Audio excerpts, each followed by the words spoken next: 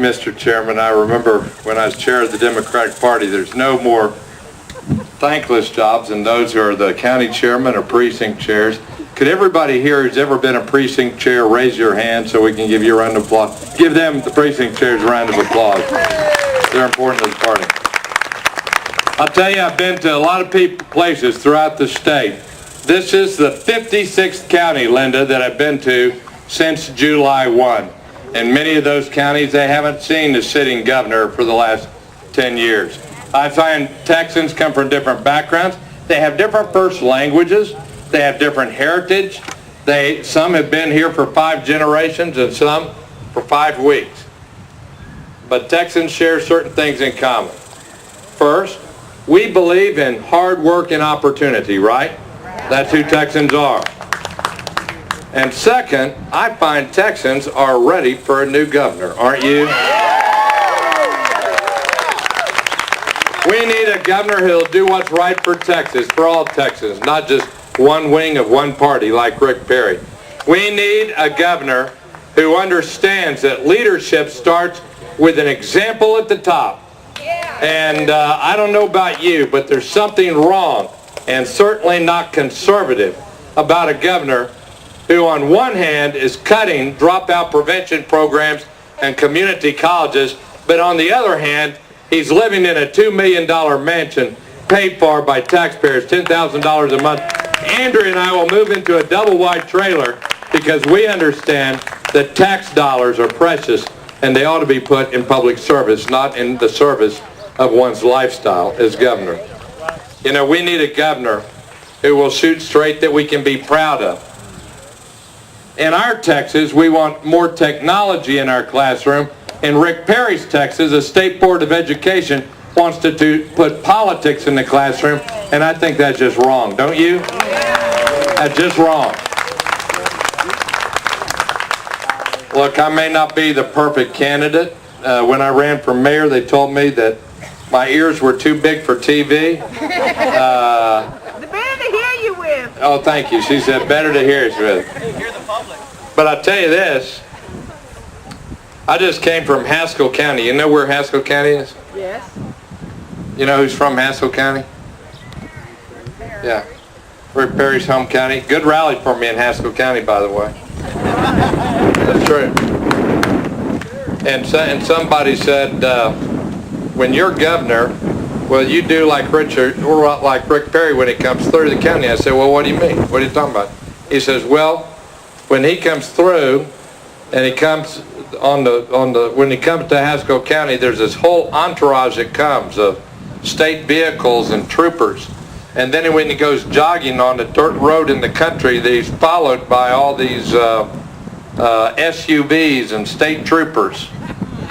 And she says, I know that's paid for by the taxpayers. Are you going to do that if you're governor? I can tell you, when I go jogging, I won't need a retinue of state troopers. I know that the people of Texas are good and safe people. I'd rather see those state troopers protecting our border rather than protecting my jog. Wouldn't that be great if we had that? In Rick Perry's Texas, we're the leader in the nation, the #1 in the nation. In Rick Perry's Texas, we're the #1 in the nation in homeowners insurance rates. Our candidate for lieutenant governor, Linda Chavez Thompson, mentioned that we were, doing pretty good in the number of, we were having among the tops in the nation in the number of minimum wage jobs that are added. When I'm governor, we ought to be at the top of the nation in high wage jobs that are created. Isn't that what we want in our state? Yeah. And we know what it is to get there. We got to educate and we got to train Texans for jobs with a real future. We need to make sure that our schools are teaching people, all the people of our states, using all the talents of the people of the states. We got to do a better job of vocational and technical and occupational education in this state, so we're not importing welders and nurses from abroad, right? That's what we need in our state. And when I'm governor, listen, I know there's a lot of educators that work hard, that are on the front line of preparing our state for the future. I respect our educators. My parents were educators. My son has just started teaching in the public schools. It's a way to make a living that also makes it different. Just as in military service or law enforcement, are so many who contribute that aren't on the front pages of a magazine or newspaper, but are the everyday heroes of our society. But I'll tell you this, we need to be training our kids to have the critical thinking and reading and writing skills for college, to have the technical skills for real careers, not just how to take a multiple choice test once a year, right? We need that in Texas. That's Texas' future. We need a governor who's more interested in getting people from where they live to where they work than the corrupt land grab known as the Trans-Texas Corridor. You remember that? You remember that? And just earlier this week, we outlined an 8-point ethics plan that we covered at a news conference today at the airport with bipartisan leadership in this community standing behind me. And they are simple things that we need to move our state forward. Tell me whether you agree with this. Under Rick Perry, he appoints people to boards that regulate industries, and then those people are allowed or perhaps even encouraged to raise campaign funds from the very industries they're supposed to regulate. That's wrong. Rick Perry condones that behavior in government. I would end that behavior when I'm governor. Don't we need that in Texas?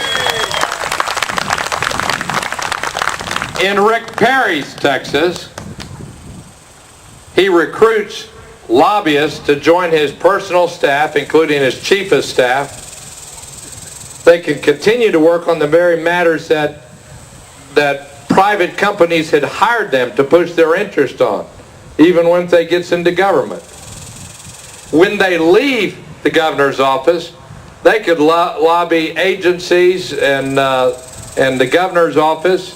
They can lobby those places using their relationship to enrich themselves. Why? My goodness.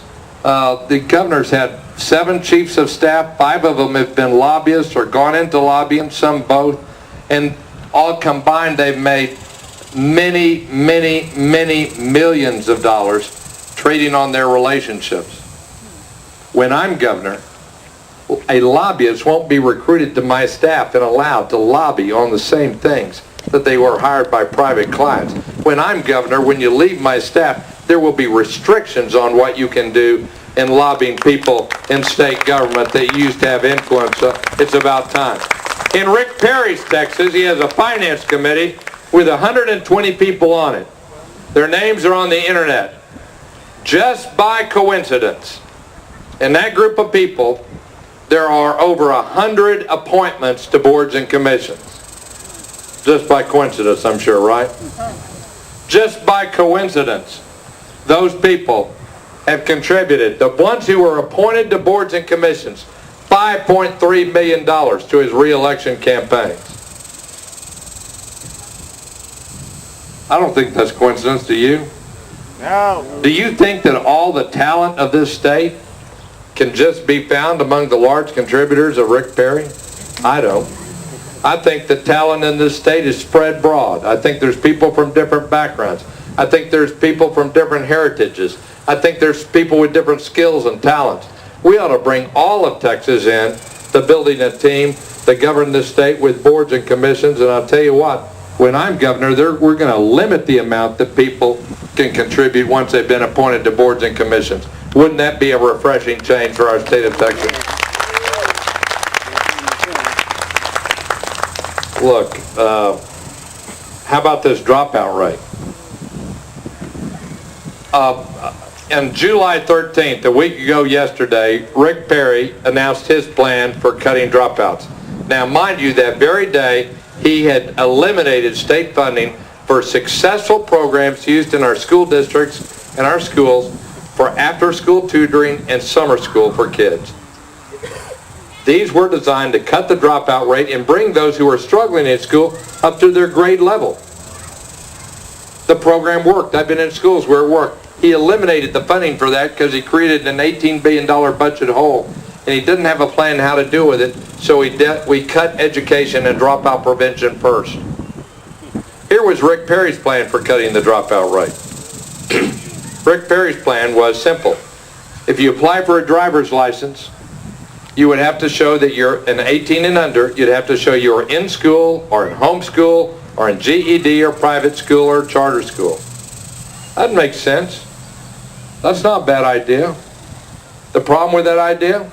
That's been state law since 1989. He's been responsible for administering that for the last 9.5 years. He didn't know or he doesn't care. We need a governor who knows. We need a governor who cares. Thank you for being here. Spread the word to your friends and neighbors. We need a governor for Texas' future. We need a governor for all Texans. And in November, we will have a new governor for this state. Thank you and God bless.